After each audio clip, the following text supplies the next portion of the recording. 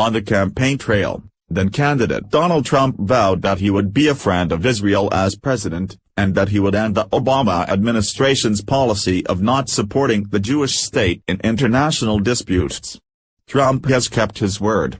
Most recently, United States Ambassador to the United Nations Nikki Haley took yet another strong stand for Israel in the face of the UN's bias.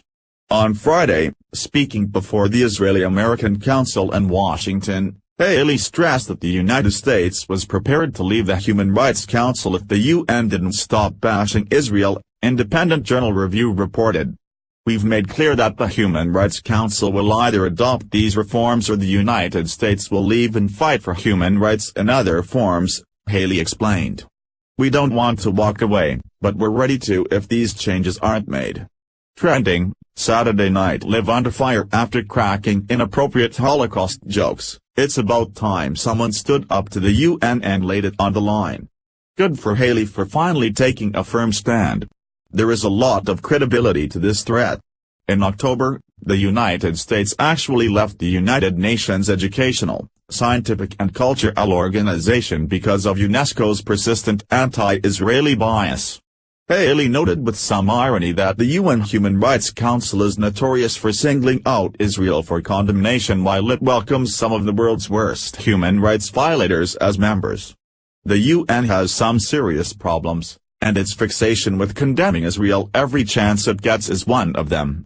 At least, now Israel has a friend in the White House who is willing to stand up to countries in the rest of the world and let them know that what they are doing is wrong, and won't be tolerated anymore. Israel is our strongest ally in the Middle East. When it comes to the war on terror, Israel has proven to be an invaluable partner. The least we can do to repay the country's loyalty is to stand up for Israel against the international community's biases. Related, Trump tells Americans to stand strong in wake of Texas church shooting. Instead of focusing on Israel, the UN should really be focused on countries like Syria, Russia and China, countries that have a proven record of violating just about every human rights guideline in existence. Russia has stopped the UN time and time again from formally denouncing human rights abuses by the Assad regime in Syria, but the majority of UN member states aren't that interested in Syria anyway. They simply shrug their shoulders at civilians dead from chemical weapons attacks and other atrocities, then turn their fire on Israel, a country they think will be an easy target.